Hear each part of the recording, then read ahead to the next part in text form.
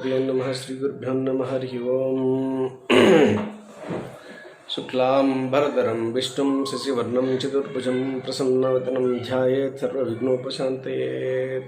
जय बोलो गणेश महाराज की जय। ओम नमो सक्षेनाय नमः। हरिः ओम्। श्रीं महालक्ष्मी माताये नमः। ह्रीं महाष्टुपिताय नमः।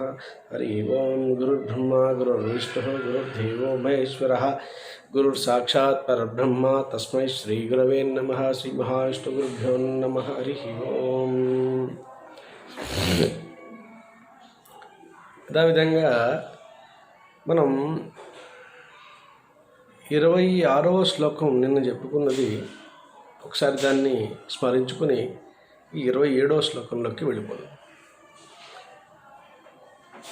హరి ఓం. సుప్రసాదః ప్రసన్నాత్మా విశ్వదృక్ విశ్వవిభూ. సుప్రసాదః ప్రసన్నాత్మా విశ్వదృక్ విశ్వవిభు. సత్కర్తా సత్కృతః సాధు జహ్నుర్నారాయణో నరః. చాలా విశిష్టమైనటువంటి మంత్రం. ఆ గంగానది, ఆ జగన్మాత, పరమ పవిత్రమైనటువంటి గంగా జలం, గంగా నది, నర్మద, సరస్వతి, ఈ 3 నదులు కూడా ఆ జహ్ను మహర్షి ముని నుంచి ఏ విధంగా ఉద్భవించాయి అనే దాని గురించి చాలా వివరంగా తెలుసుకున్నాం. అదేవిధంగా నారాయణ అంటే నదులన్నిటినీ కూడా తన శరీరంలో నరములుగా చేసుకున్నటువంటి వాటి కాబట్టి స్వామివారికి నారాయణ అనేటువంటి నామం లభించినది. అదే కాక నాదస్వరూపుడు, రాగస్వరూపుడు, యజ్ఞస్వరూపుడు అనేటువంటి ఆ మహావిష్ణువుకి ఓం నమో నారాయణాయ అనేది నామం సంతరించినది. ఈ విధంగా నారాయణ మంత్రం పరమ అష్టాక్షరి అయి పరమ పవిత్రమైనటువంటి మంత్రంగా చెప్పబడినది. ఈ మంత్రాన్నే రామానుజుల వారు గుడిపైకి ఎక్కి మనందరికీ కూడా స్వామివారి యొక్క కరుణా కటాక్షాలు కలగాలని,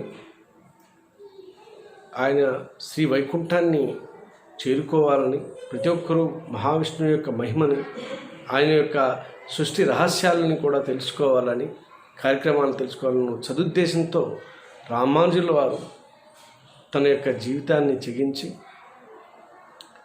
గుడిపైకి ఎక్కి జనులందరికీ కూడా వినబడేలా అష్టాక్షరిని ప్రసాదించారు. ఈ విధంగా అష్టాక్షరి మనకి బయటకు వచ్చింది. అలాగే నరహ కర్మానుసారం జీవులకు వారి వారి గమ్యములను చేర్చువాడు. ఈ విధంగా 26వ శ్లోకం. సుప్రసాద అంటే శత్రుత్వము వహించిన వారిని కూడా అనుగ్రహించు మహానుభావుడు అనే అర్థం కూడా స్వామివారికి ఉన్నది. ఈ విధంగా 26వ శ్లోకం సంపూర్ణమైంది. 27వ శ్లోకం. అసంఖ్యేయో అప్రమేయాత్మ విశిష్టః శిష్టకృత్యుచిః సిద్ధార్థః సిద్ధిసంకల్పః సిద్ధిదః సిద్ధిసాధనః. అసంఖ్యేయో అప్రమేయాత్మ విశిష్టః శిష్టకృత్యుచిః సిద్ధార్థః సిద్ధిసంకల్పః సిద్ధిదః సిద్ధిసాధనః. ఇది చాలా ప్రాముఖ్యమైనటువంటి మంత్రం. 27 లక్కీ నెంబర్ కూడా చాలామందికి. నవగ్రహాలు కూడా ఈ మంత్రాల్లో వశం అవుతుంది. ఆ విషయం మీరు తెలుసుకోండి. 2 + 7 9. 9 నవగ్రహాలకు కూడా ఈ యొక్క మంత్రానికి లింక్ ఉన్నది. చాలా పరమ పవిత్రమైనటువంటి ఇక విష్ణు శాస్త్రంలో వేదాల్లో చెప్పబడినటువంటి శ్లోకం. దీంట్లో ఎన్నో అనేక రకమైనటువంటి వేద మంత్రాలు నిమిడీకృతమై ఉన్నాయి. అయితే అసంఖ్యేయ అనంతమైన నామరూపములు కలవాడు అని మన ఈ యొక్క వేదంలో చెప్పబడుతున్నది. అదేవిధంగా అసంఖ్యేయ అంటే ఏంటంటే సంఖ్యలు ఉంటాయి. 1, 10, 100, 1000, 10,000, లక్ష, కోటి, 10 కోట్లు, 100 కోట్లు, 1000 కోట్లు, 10,000 కోట్లు, లక్ష కోట్లు, అలాగే లక్షల కోట్లు, శంకు. ఆ విధంగా ఈ విధంగా మనకి వేదాలలో వాటికి లిమిట్ పెట్టారండి. మనం millions, billions, trillions, there it's a matter. అక్కడితో అయిపోతుంది. కానీ అలా కాదు, మన సంస్కృతంలో దానికి శంకు అని, తర్వాత అలా అలా అలా అలా ప్రతి ఒక్క సంఖ్యకి కూడా ఒక కులమానాన్ని, ఒక అర్థాన్ని ఇచ్చారు వేదంలో. అదేవిధంగా ఆ శంకు లాంటి, శంకు అంటే ఏంటంటే కొన్ని లక్షల కోట్లకి, నా ఒక్క కోటి కాదు, కొన్ని లక్షల కోట్లకి, కోటాను కోట్ల లక్షల కోట్లకి అధిపతి. అంటే ఆయన్ని లెక్కించడానికి అసలు మన క్యాలిక్యులేటర్ ఎక్కడ వరకు పనిచేస్తుందంటే 1 కోటి రూపాయలు ఇంటూ 1 కోటి రూపాయలు కొడితే ఎర్ర చూపిస్తుంది. అక్కడ వరకే మన పరిజ్ఞానం, టెక్నాలజీ డెవలప్ అయింది. అయితే ఆ సంఖ్యలకి కూడా, సంఖ్యల చేత కూడా తన యొక్క సంపదను కానీ, తన యొక్క ప్రజ్ఞను కానీ, తన యొక్క జ్ఞానాన్ని కూడా లెక్కింపర అనేటువంటి వాడు, లెక్కలేనంత సంపద కలిగినటువంటి వాడు, ప్రసాదించువాడు కూడా. దీని అర్థం అది. అప్రమేయాత్మ, అప్రమేయాత్మ అంటే ప్రయాత్మ అని ఉంటుంది విష్ణు సహస్ర శ్లోకాలలో, కానీ ఆ అని బ్రాకెట్లో ఉంటుంది, మీరు దాన్ని ఆ కలుపుకుని పలకాలి. అప్రమేయాత్మ అంటే ప్రత్యక్ష అనుమానాది ప్రమాణాలుచే నిరూపింపరానివాడు. అంటే ప్రత్యక్ష అనుమానాది ప్రమాణాల చేత నిరూపింపరానటువంటి వాడు. ప్రత్యక్షమైన ప్రమాణాలు ఉంటాయండి. స్వామి యొక్క విగ్రహం హైటు, వెయిటు, పర్సనాలిటీ, ఒక స్వరూపం, కలరు, ఆస్తి, అంతస్తు, తన యొక్క శక్తి, తన యొక్క తత్వం పక్కకు పెట్టాడు. ఈ విధంగా ప్రమాణాలు అంటారు వీటిని. అనేక ప్రమాణాలు ఉన్నాయి స్వామివారిని కొలవడానికి. అనుమానిత ప్రమాణాలు కూడా ఉంటాయి. అంటే కొన్ని ప్రమాణాలు మనకు తెలియవు.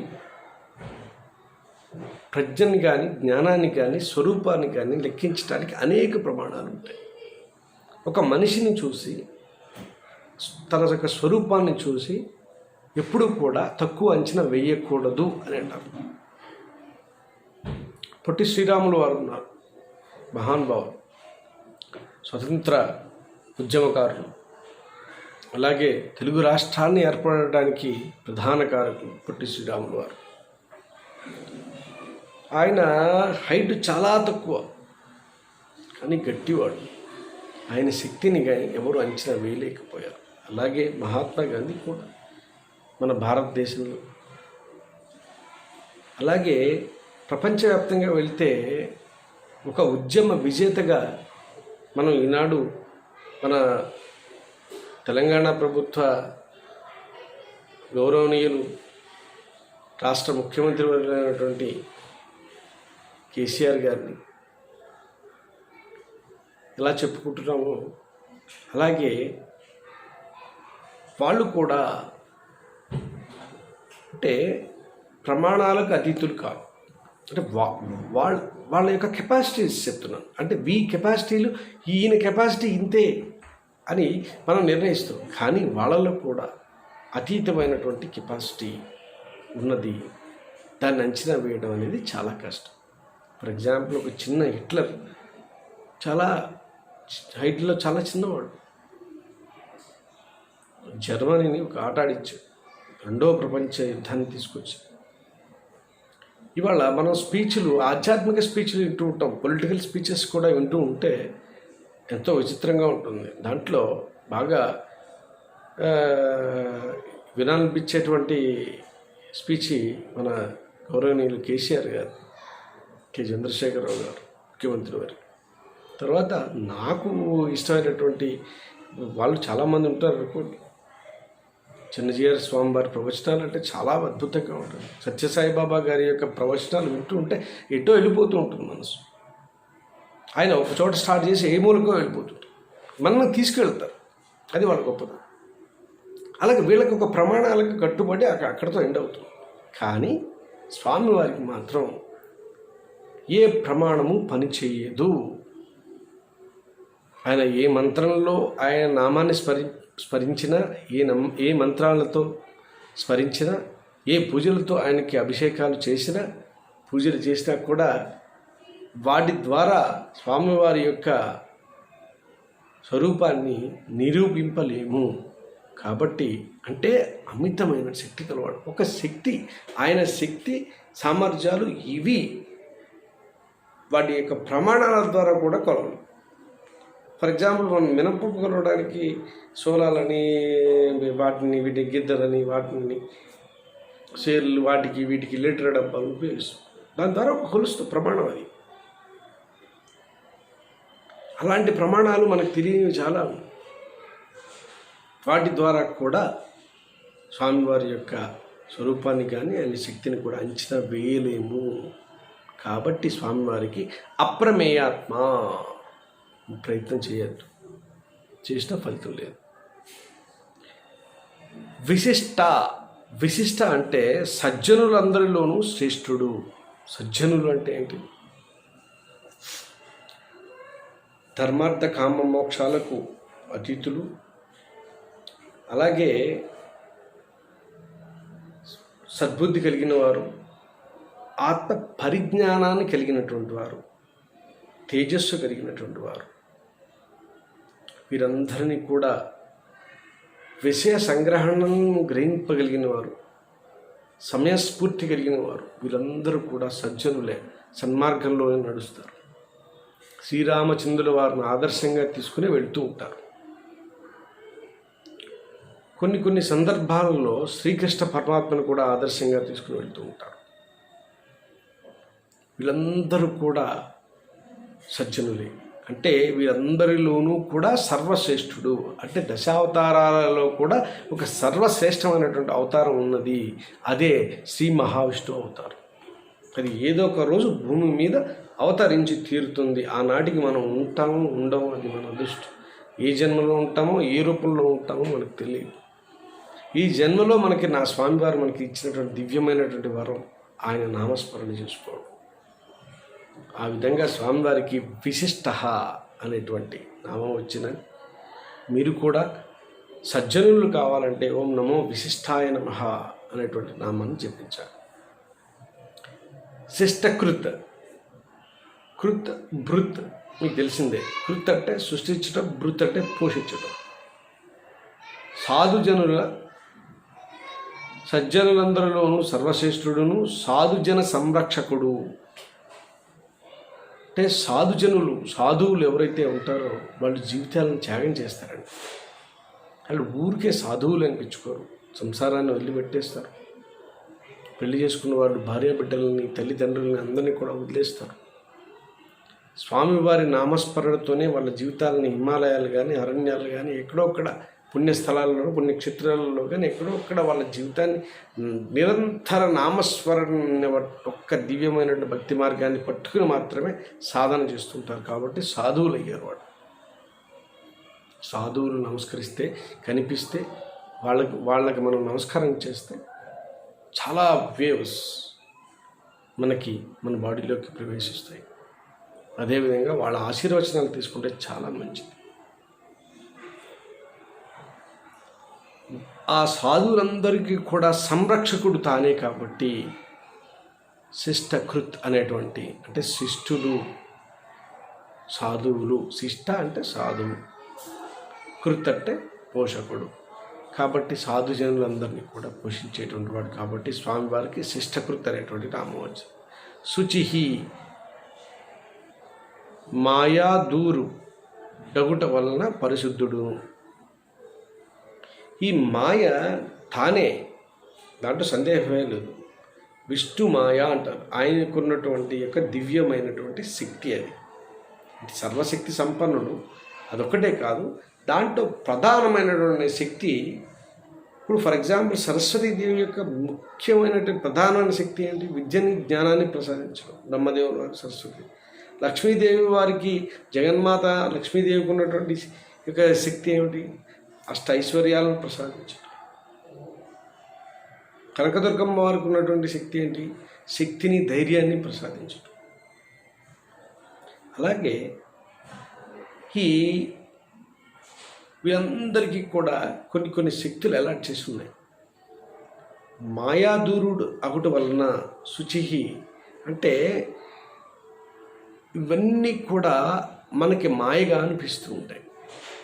ఒక్కొక్కసారి అవధానులు, స్వామీజీలు, అవధానులు కూడా తడబడుతూ ఉంటారు. ఎందుకు తడబడతారంటే వాళ్ళు వేరే ఆలోచన చేస్తూ ఉంటారు కాబట్టి తడబడతారని కాదండి. మాయ రూపంతో మాయ అనేది అక్కడ ప్రవేశింపబడుతుంది, పరీక్షింపబడుతుంది. అంతేగాని వాళ్ళ తప్పేం లేదు. అయినా సరే చాలామంది దాన్ని ఇమ్మీడియట్గా విత్ ఇన్ ఫ్రాక్షన్ ఆఫ్ సెకండ్స్లోనే అదే సందర్భంలోనే సరి చేసుకుంటూ వెళ్ళిపోతుంటారు. అలాగే ఈ మాయ తన శక్తిగా కలిగినటువంటి వాడు కాబట్టి శుచిహి అనేటువంటి నామం. ఆ మాయ మళ్ళీ తను అంటదు.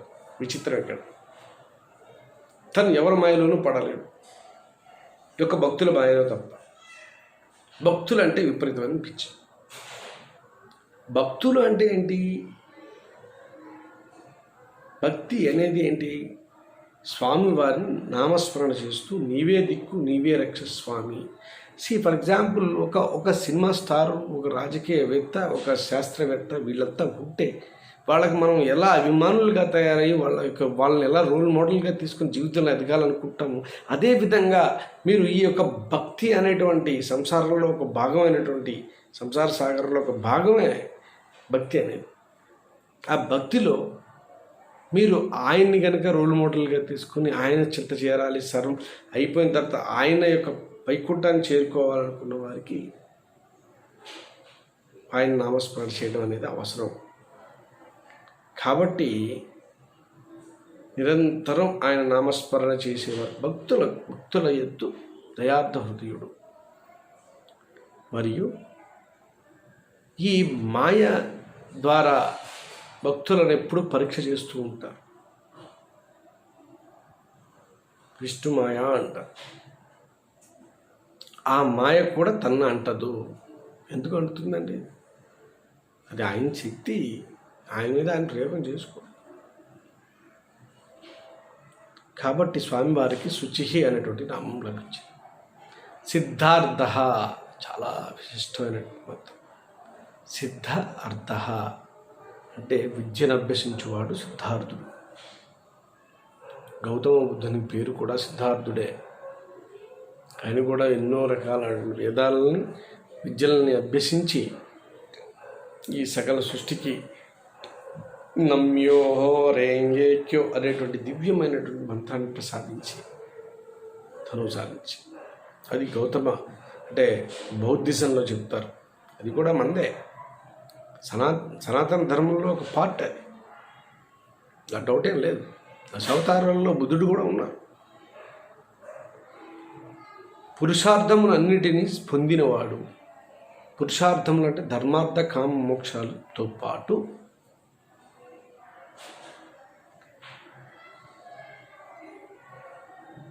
వీటన్నిటిని కూడా పొంది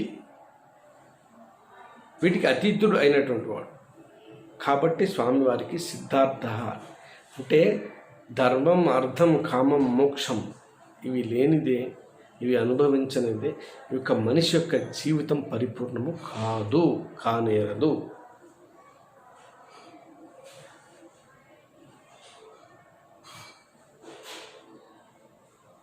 కామి కానివాడు మోక్షగామి కాలేడు అనడానికి ప్రత్యక్ష యొక్క నిదర్శనం ఈ మంత్రం. మరొక అర్థం కూడా ఉన్నది. సిద్ధార్థ అంటే సర్వ విద్యలను అర్థం చేసుకున్నటువంటి వాడు. అదే సర్వ విద్యలు, సర్వ వేదాలు అన్నీ ఆయనే సృష్టించారు. అంటే అర్థం చేసుకున్నారు కాబట్టి, ఆయనకు తెలుసు కాబట్టి సృష్టించగలిగారు. దాని అర్థం అది. కాబట్టి ఓం నమో సిద్ధార్థాయ నమః అనేటువంటి నామం చెప్పిస్తే మీరు ఏ సబ్జెక్టు పట్టుకుంటే ఆ సబ్జెక్ట్ అవలీలగా మీ యొక్క బ్రెయిన్లో వెళ్ళు. ఈ యొక్క మంత్రం యొక్క పవర్ఫుల్. ఇక్కడ సిద్ధ సంకల్ప, సిద్ధంగా ఉండండి. సిద్ధ సంకల్ప కొంచెం కన్ఫ్యూజ్ అవుతూ ఉంటాయి words, but don't you get confused. సిద్ధ సంకల్ప అంటే కోరిక పుట్టుటకు మునిపే ఆ కోరిక తీరిపోయిన స్థితిలో ఉండువాడు. మనసులో ఒక కోరిక పుడుతుంది, అది తీరాలనే తపన కలుగుతుంది. అది తీరిన తరువాత, ఆ కోరిక తీరిన తర్వాత ఆ అనుభూతిని గుర్తు తెచ్చుకుంటూ ప్రతి ఒక్క జీవి కానీ మనిషి కానీ ఆనందపడుతూ ఉంటాడు. ఇవన్నిటినీ కూడా తాను అనుభవించేసి ఉన్నటువంటి వాడు. కోరిక పుట్టకముందే కోరిక జరుపుకుంటాడు. విచిత్రమైన వేషధారి. విష్ణువు అంటేనే విచిత్రం. విద్యాస్వరూపుడు, విజ్ఞాని కాబట్టి విష్ణువు అనవచ్చు. కాబట్టే అన్నింటా వ్యాపించి ఉన్నటువంటి వాడు విష్ణువు. అయితే ఇక్కడ మనం బాగా శ్రద్ధగా చెప్పుకోవాల్సింది ఏంటంటే, ధర్మార్థ కామ మోక్షాలతో పాటు కామ క్రోధ లోభ మోహ మదమాత్సర్యాలు అనేటువంటి 6 రోగాలు ఉన్నాయి. కామ క్రోధ లోభ మోహ మదం మాత్సర్యం, వీటినన్నిటినీ కూడా జయించినటువంటి వాడు. ఇవన్నీ చెడ్డ బుద్ధులండి, చెడ్డ లక్షణాలు, దుర్గుణాలు. ఈ దుర్గుణాలన్నింటినీ కూడా జయించినటువంటి వాడు, ఉన్న వాళ్ళని సంహరించినటువంటి వాడు కూడా. ఇది రాక్షసుడు. కాబట్టి స్వామివారికి సిద్ధ సంకల్ప అనేటువంటి నామం వచ్చింది. దీనికి ఇంకొక అర్థం ఉంది. ఎవరైతే సిద్ధార్థుడై విద్యను అభ్యసించి పరిజ్ఞానాన్ని తెచ్చుకొని ఈ యొక్క సంకల్పంతో కూడినటువంటి విద్యను అభ్యసించిన వారి పట్ల దయచూపి వారి యొక్క సంకల్పాన్ని నెరవేర్చేటువంటి వాడు. కాబట్టి స్వామివారికి సిద్ధ సంకల్ప అనేటువంటి నామం వచ్చింది. ఎల్లప్పుడూ కూడా సిద్ధ సంకల్పాయ నమః అంటే మీరు ఏదైతే సంకల్పించుకుంటారో అది సిద్ధిస్తుంది. సిద్ధించడం అంటే ఫలిస్తుంది, దాని యొక్క అర్థం. పుణ్య కార్యక్రమాలకే ఉపయోగించండి మీ యొక్క సిద్ధి సాధన. తద్వారా మీకు కూడా మంచి జరుగుతుంది, ప్రజలకి మిమ్మల్ని నమ్ముకున్న వారికి కూడా మంచి జరుగుతుంది. సిద్ధదహ, సిద్ధిదహ అంటే సాధకులు వారి వారి కర్మానుగుణంగా ఫలములను ప్రసాదించువాడు. చాలా చోట్ల చాలా రకాలుగా ఈ మంత్రాలు చెప్పాను మీకు చాలాసార్లు. ఒక శ్లోకం ఒక్కొక్క పర్వాన్ని ఆధారపడి చెప్పబడిన ఆ పర్వానికి అనుగుణంగా దాని యొక్క అర్థం ఉన్నట్లు బయటకు వచ్చింది. కాబట్టి ఇక్కడ ఈ పర్వంలో ఈ యొక్క నామం యొక్క అర్థం ఏమిటంటే, సాధకుల వారి వారి కర్మలు ఏవైతే వాళ్ళు కర్మలు చేస్తారో, పుణ్యకర్మలు కానీ పాపకర్మలు కానీ, తగిన ఫలితాన్ని ఎట్టి పరిస్థితుల్లో ఈ జన్మలోనే ఇచ్చేస్తారు. ఇక ఆవుకి, గోమాతకి మీరు ఒక డజన్ అరటిపళ్ళు పెట్టండి, దాని ఫలితాన్ని మీకు ఇస్తారు. ఎప్పుడు ఇస్తారండి? ఇస్తారు. అయ్యా, నువ్వు 1వ క్లాసు పాస్ అవ్వగానే నీకు ఉద్యోగం వచ్చేస్తుంది, వ్యాపారం పెట్టగలుగుతావు కాదే. Degree, MBA, MCom, MBA, MCA, PG అయిన తర్వాత అవసరమైతే పిహెచ్డి, ఎంఫిల్, ఇలా ఎన్ని ఉన్నాయి. కోర్సుని బట్టి, శాఖను బట్టి అవన్నీ ఫుల్ఫిల్ అయిన తర్వాత, సెలెక్ట్ అయిన తర్వాత, పాస్ అయిన తర్వాత, నీకు సర్టిఫికేట్ వచ్చిన తర్వాత, నువ్వు ఉద్యోగాన్ని అప్లై చేసుకున్న తర్వాత వస్తుంది. ఈలోపు నువ్వు కాలేజీలో చేరి ఈ టీచింగ్, ఆ టీచింగ్ అని ఈ అమ్మాయిని ఇబ్బంది పెట్టేసేసి, ప్రేమించలేదని ఒక రకంగా, ప్రేమించారని ఒక రకంగా, మోసం చేశారు. ఎవరిని మోసం చేయరండి, కర్మానుసారం జరుగుతుంది అంతే.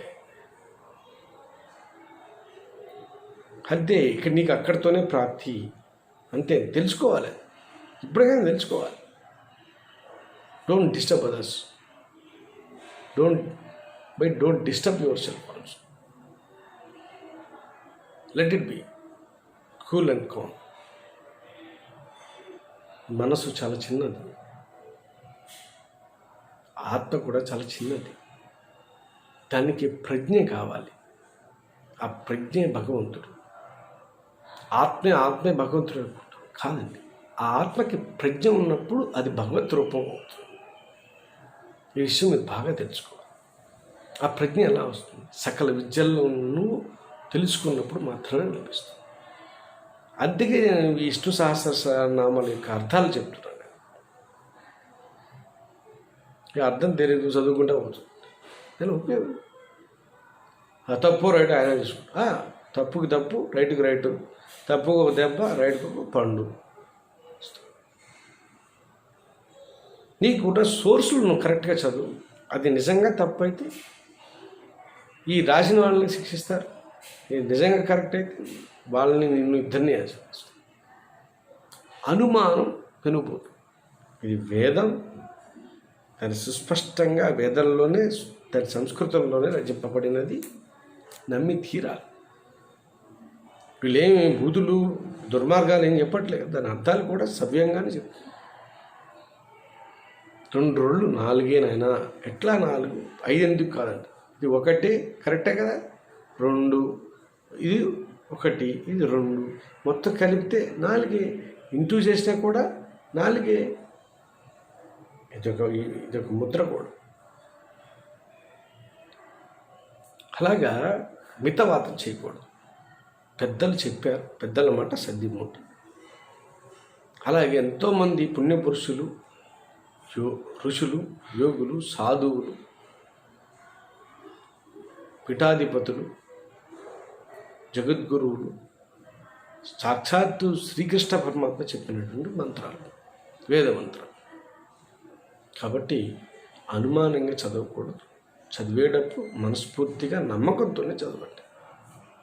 ఇంకోటి కూడా చెప్తారు, మీరు అనుమానంతో చదివినా, అనుమానం లేకుండా చదివినా, మనస్ఫూర్తిగా చదివినా, మనస్ఫూర్తిగా కాకుండా చదివినా దాని ఫలితాన్ని అది ఇచ్చాడు. డౌట్ ఏమి. అందుకే నేను లాస్ట్లో చెప్తుంటే యదక్షర ప్రవేశ మంత్రాహీనంతో క్రియాహీనం సర్వం క్షమ్యతాం దేవ లక్ష్మీనారాయణ నమస్తే. తప్పులేమో చదివి ఉంటే క్షమించున్నాయని తెలియక చదివా, రైట్, వెంటనే క్షమాపణ వస్తుంది. అదేవిధంగా అంటే ఈ యొక్క దుర్గుణాలు ఏవైతే 6 ఉన్నాయో వాటినన్నింటినీ కూడా జయించినటువంటి వాడు. మరి కాబట్టే పరమ పవిత్రుడయ్యాడు ఆయన. అగు సిద్ధదహ అనేటువంటి నామం ఆ విధంగా లభించినది. సిద్ధి సాధన, కార్యము నెరవేరుటకు అనుకూలించు సాధన సంపత్తి అయినటువంటి వాడు. ఓం నమో సిద్ధి సాధనాయ నమః. మీరు ఒక సబ్జెక్టు మీద కంప్లీట్ నాలెడ్జ్ని సంపాదించేశారు. మీ ప్రయత్నంగా మీరు వంతు మీరు అర్థమెటిక్స్ కానీ, మ్యాథమెటిక్స్ కానీ, ఇంగ్లీష్ కానీ, ఒక భాష కానీ, ఏదైనా సరే ఒక సబ్జెక్ట్, సంస్కృతం కానీ, ఒక భగవద్గీత కానీ, భాగవతం కానీ, రామాయణం కానీ, ఏదో ఒకటి దాని మీద మీరు చదివారు, దాని యొక్క జ్ఞానాన్ని తెలుసుకున్నారు, టాలీ చేసుకున్నారు. పెద్దల యొక్క చెప్పింది ఏంటి, మనం తెలుసుకున్నది ఏంటి కూడా గ్రంథాలలో రాసినటువంటి కూడా చదువుకున్నాం. దీన్ని 10 మందిలోకి తీసుకెళ్ళాలి, మీరు చెప్పాలి.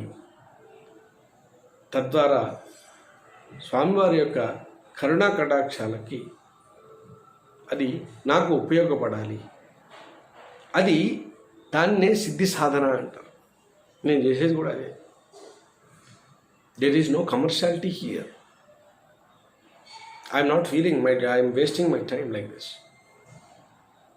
This is my responsibility. What I have studied and what I have read, what I have got knowledge from this, the entire Vishnu Sahasra, I want to tell you, I would like to tell you to the all rest of the world also.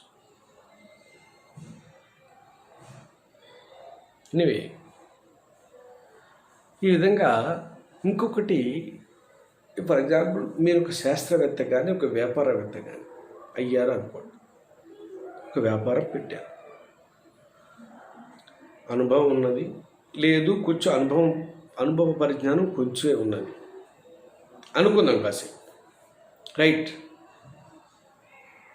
మీరు కొంచెం అనేది ఇప్పుడు పెట్టుకోవద్దు, పరిపూర్ణంగా తెచ్చుకోవడం ఉత్తమోత్తమం. పరిపూర్ణంగా లేనప్పుడు కాస్త సగమన్నా ఉంది కదా, రైట్, ఉంది. సాధన, సిద్ధి సాధన, యాక్చువల్గా సిద్ధి సాధన అంటే కంప్లీట్గా చేసిన సాధన ద్వారా ఈ సిద్ధి అంటే సాధన చేసిన వారికి ఇలా సహకరించేవాడు.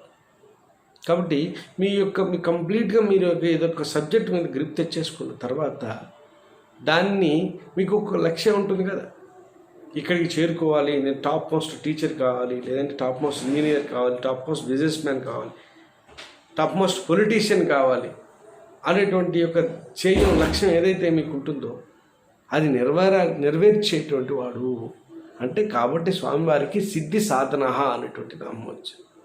అగు శ్రీ మహావిష్ణువుకి సదా మనస శిరస స్మరామి. జై శ్రీ మహావిష్ణు. యదక్షరపద భ్రష్టం మంత్రహీనంతు క్రియాహీనంతు యద్భవేత్ తత్సర్వం క్షమ్యతాం దేవ లక్ష్మీనారాయణ నమోస్తుతే. ఒకసారి యొక్క శ్లోకాన్ని తెలుసుకుందాం. తద్వారా స్వామిని చేరుకునేటువంటి సిద్ధార్థ రూపంలో విద్యలన్నీ నేర్చుకుని సిద్ధి సాధన చేద్దాం. అసంఖ్యేయో అప్రమేయాత్మ విశిష్ట శిష్టకృత్సుషి సిద్ధార్థ సిద్ధి సంకల్ప సిద్ధిద సిద్ధి సాధన. ఈ విధంగా ఈ పారాయణ శ్లోకం చేయాలి. అలాగే ఇవాళ మనం తెలుసుకున్నటువంటి నామంలో ఒక ముఖ్యమైనటువంటి నామాన్ని తీసుకుందాం. సిద్ధి సంకల్ప అనేటువంటిది ద్వారా మనకి కాస్త స్వామివారి యొక్క మాయా ప్రభావం తగ్గుతూ ఉంటుంది. ఓం నమో సిద్ధి సంకల్పాయ నమః. ఓం నమో సిద్ధి సాధనాయ నమః. ఓం నమో సిద్ధి సాధన అనేటువంటి ఈ యొక్క రెండు నామాలని మీ యొక్క డిక్షనరీలో రాసుకోండి. స్పెషల్గా 27వ శ్లోకం నుంచి తీసుకోండి. ఓం నమో శ్రీ సిద్ధి సాధన, ఓం నమో శ్రీ సిద్ధి సాధన, ఓం నమో శ్రీ సిద్ధి సంకల్ప. శ్రీ అనేది ఎందుకంటే అమ్మవారు లేకుండా స్వామివారు లేరు కాబట్టి ఫస్ట్ అమ్మవారిని ప్రార్థన చేసిన తర్వాత స్వామివారిని చేయాలి. అలాగే మీకు ఎప్పుడు నేను ఒక 11 శ్లోకాలు చెప్తాను. ఓం నమో నారాయణాయ, ఓం నమో లక్ష్మీనారాయణాయ నమః, ఓం నమో భగవతే వాసుదేవాయ నమః, ప్రద్యుమ్నాయ నమః, అనిరుద్ధాయ నమః, సంకర్షణాయ నమః, వాసుదేవాయ నమః చేసింది కదా. వాసుదేవాయ నమః తర్వాత చతుర్భుజాయ నమః, సుపర్ణాయ నమః, ఓం నమో శ్రీ రుద్రో కేశవాయ నమః, జనార్దనాయ నమః, ఓం అవ్యంగ, ఓం నమో శ్రీ సిద్ధి సంకల్ప, ఓం నమో శ్రీ సిద్ధి సాధన.